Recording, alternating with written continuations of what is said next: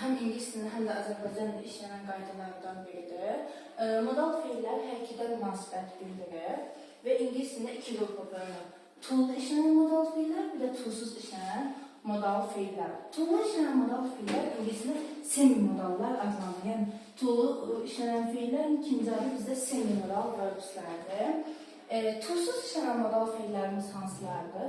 İlk öncə can haqqında danışacağım. Can bacarmaq, bilmək deməkdir. İndiki zamanda işlənir. Məsəl üçün deyə bilərəm ki, he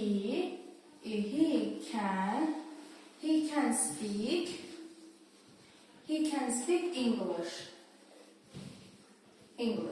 O ingiliscə danışır. Yəni bu cümlədən də aydın olduğu kimi he üçüncü şəxs olmağına baxmayaraq biz normalda demişik ki, feillər üçüncü şəxsdə es şəkilsi əlavə edir. Amma burada he üçüncü şəxsdir, amma feilin sonuna es əlavə olunmur. Yəni bu deməkdir ki, modal feillər, tulsuz işlənən modal feillər ki, şəxs və kəmiyyətə görə dəyişmir.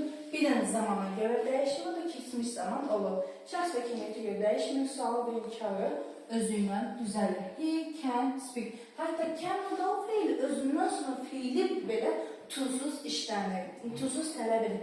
He can speak English. Əgər testlərdə görsək he can speaks görsək bu variant təbii ki səhvdir.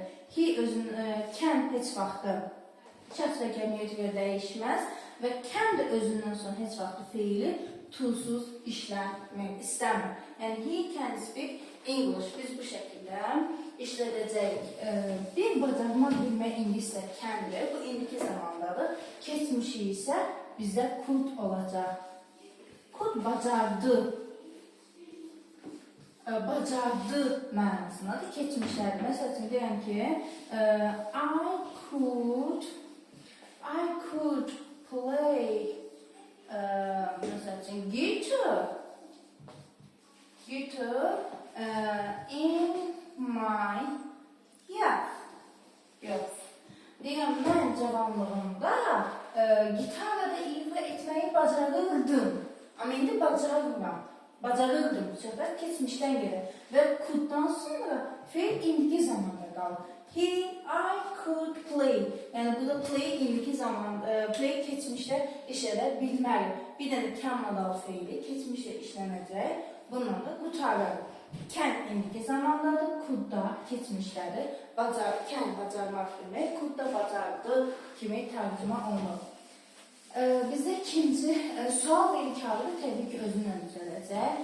Məsəl üçün, qeyd eləmişdik ki, he can speak English. Biz bu cümləyə sual versə deyəcək, can he speak English? Can he speak English? O ingiliscə danışa bilir. Təsdiqdə deyəcək, yes he can. İnkarda da no, he cannot speak English. Bu şəkildə olacaq.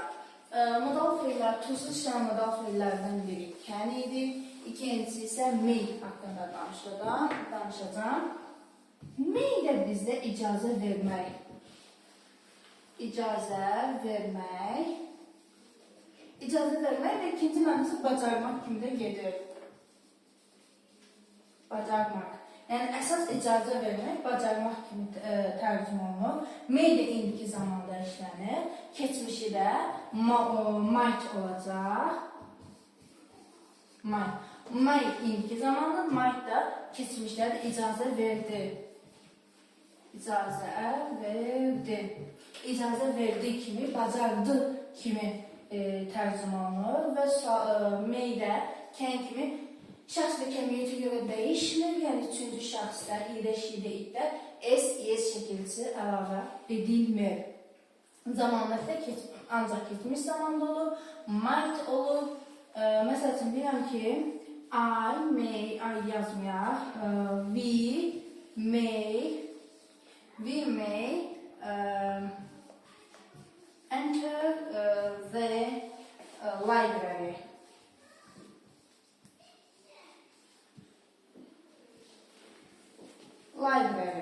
Deyir ki, bizə icazə verildi ki, biz kitabxanaya girək. Yəni bizim kitabxanaya girməyimizə icazə verildi. İcazə verildi. Bizim kitabxanaya girməyimizə icazə verildi ki, biz kitabxanaya girək. Bu şəkildə olacaq. We may. Biz sual verəndə isə belə olacaq. May we enter the library? Bizim kitabxanaya girməyimizə icazə verildi. Yəni bu şəkildə işlənəcək. Can ilki zamandadır, keçmişi coulddur. Could bacardı keçmişdədir. Could keçmişdə işlənir. May icazə verməkdir. İndiki zamanda işlənir. Might da icazə verdi. Keçmiş zamanda işlənir. Sonra tuzsuz işlənən daha bir feilimiz var. O da might feilidir. Must. Must feilidir. Kəndəlməkdir. Biraz yumuşaqlıq olduğu halda must isə məcburiyyətdir. Malı məli kimi tərcümə olunur. Malı məli, yəni nəyisə etməlisən, məcburiyyət.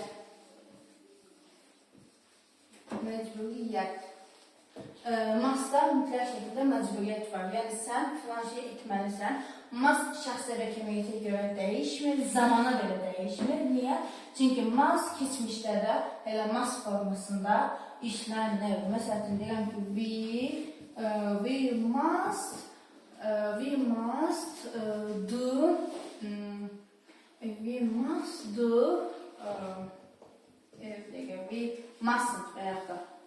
we mustn't pass the red line. Red light.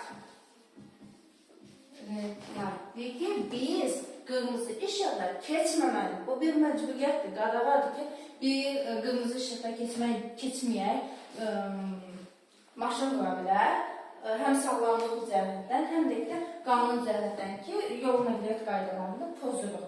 Bu anlamda must bildirdiyinə görə, biz burada məcburiyyət bildirdiyinə görə mustdan istifadə olunur. Can, may indiki zamandadır. Keçmişdən might idi. Can də keçmişi could'uydu. Amma must həm keçmişdə, həm də indiki formada eyni forma qalır. Şəxs və kəmiyyətə görə dəyişmir. Can, may, must. Üçü də sualı inkarla özü ilə düzəlir. İndi izah edəcəm hansı modal feilləri, to ilə işlənən modal feilləri. Burada ekvivalentlər də var, yəni əvəzləyicilər də var. Onları da izah edəcəm. Can, could, may, might, bacarmaq,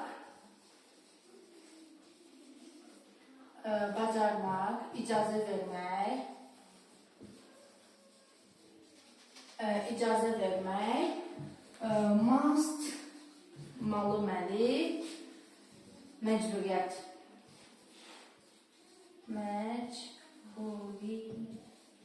Məcburiyyət bildirir. Can'in to ilə işlənən modal feillər qrupunda can'in əvəzləyicisi, ekvivalenti var. Əvəzləyicisi hansıdır? To be able to. To be able to. To be able to. Bu da bacarmaq mənasındadır.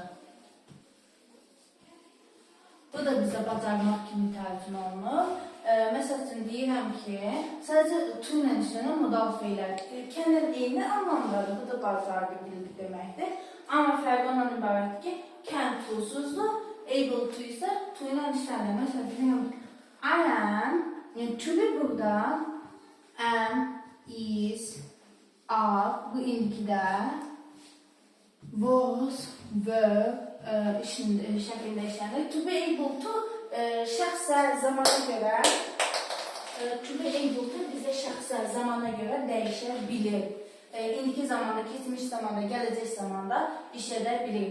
I am able to məsəl üçün play piano. Deyirəm, mən piano ilə də ifa etməyi bacarırım. I am able to. Burada to özündən sonra able mütləq şəkildə to'nu tələb edir. Məsəl üçün, keçmişdə yazsaydı, yazılacaq ki, I was able to play piano, məsəl üçün, in yours. Mən cavanlığımda piano ilə çala bilirdim. Burada artıq was işlənəcək. Çünki keçmiş zamanda işləndiyi üçün burada was olacaq. To be able to kənin indiki zaman formasıdır. Bir də must'ın to ilə işlənən modal feili var. Bu hansıdır? Burada deyəcəm should. Burada deməmişdim, should haqqında məlumat verməmişdim. Should da malı məni deməkdir. Amma burada məsləhətdir. Məsləhət. Should burada məsləhət bildirir. Məsələn, gərək ki edəsən. Gərək ki sən filan şey edəsən. Məsələn, deyirəm ki you should go to visit. You should go to visit Granny, for example. Granny. Deyirəm, sən gərək nənənə baş çəkərdin, baş çəkməyə gedərdin. Gərək gedərdin də. Və yaxud da deyirəm, you should help your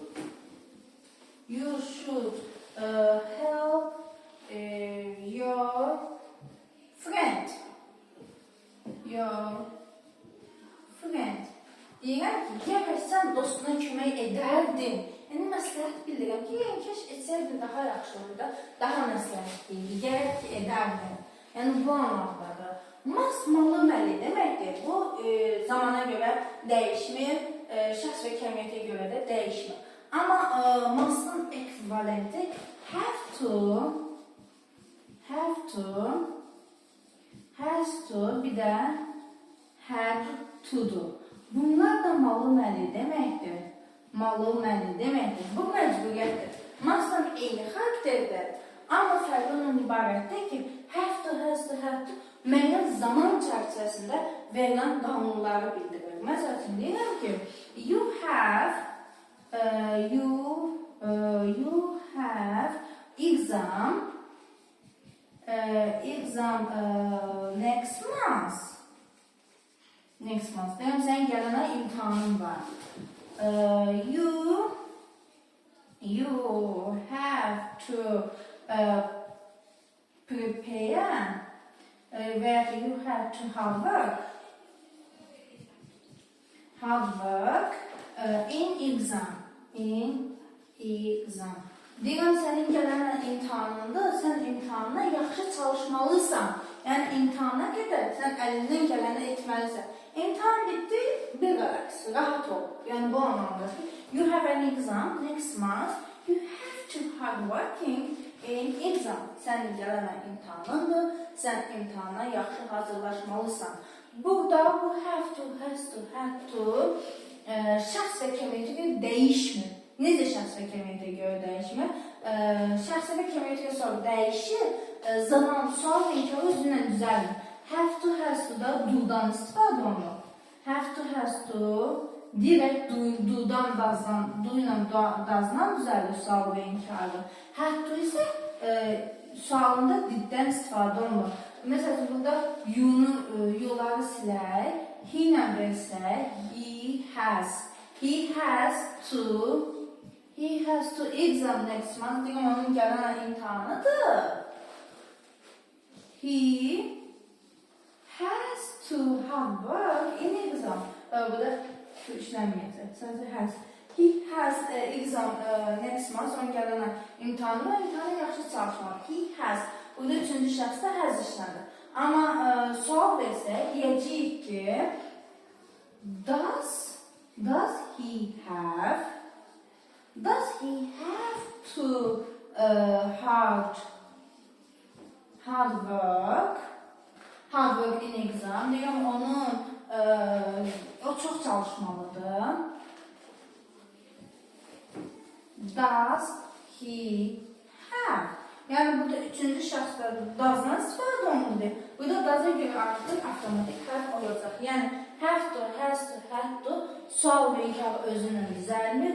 Do-dan, does-dan və yaxud da did-dən istifadə olunur. Burada həzin yerinə hərf də olsaydı, bura hər yazaq, next-ində yerinə last yazaq. Buradan had to work. Biz burada belə yazacağıq ki, did he have? Did he have? Çünki burada hər didən əsasən avtomatik həvə çevrilir. Did he have to hard working? O çox çalışmalı idi imtahanına. Yəni bu şəkildə istifadə olunur. To be able to can-in main əvəzləyicisi ekvivalentdir. Must'ın əvəzləyicisi have to, has to, had to'dur. Must'dan fərqli olaraq have to, has to, had to müəyyən zaman müddətində verilən məcburiyyətliyi bildirir. Bir də burada should var. Should'un əvəzləyicisi ought to'dur. Should'un bizdə əvəzləyicisi ought to gedir. Has to, bir də had to. Had to'nu biz didlər verəcəyik sualı. Burada da does olacaq. Aha. Should'un isə ekvivalenti, should'un isə əvəzləyicisi. Bizdə ought to olacaq. Ought to. Should da məluməlidir. Ought to da bizdən məluməlidir. Bu da gərək ki etsin, gərək ki falan şey olunsun. Bu mənadadır. Eyni xarakterlər. Yəni should necədir? Ought to da eynidir. Sadəcə should'dan fərqli olaraq ought to ilə işlənən modal feillər siyasına daxildir. İngiliscə bir dənə modal feil var ki, o həm özü modal feil kimi aparır, həm də ki də əsas feil kimi aparır. Necə olacaq? İndi onun haqqında məlumat verəcəm. Bu özünü həm modal, həm də əsas feil kimi aparan qaydalardan biridir. Need ehtiyacı olmaqdır. Əsas feil kimi, modal feil kimi necə olacaq? Buradan yazaq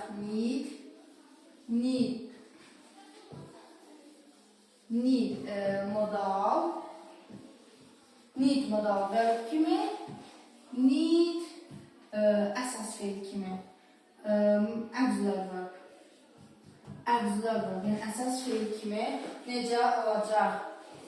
Məsələn, need modal feil kimi, can, may, must necə olsa, yəni sual və inkarı özündən düzəlir. Sual və inkarı özü